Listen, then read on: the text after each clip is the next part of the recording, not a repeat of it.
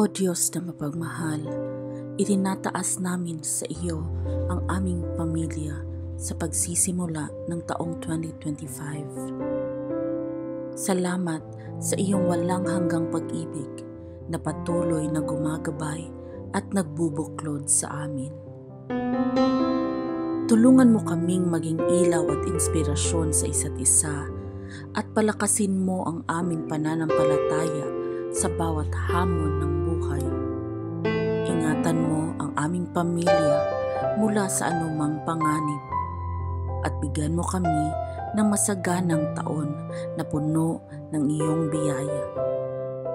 Sa iyo namin iniaalay ang aming mga plano at pangarap.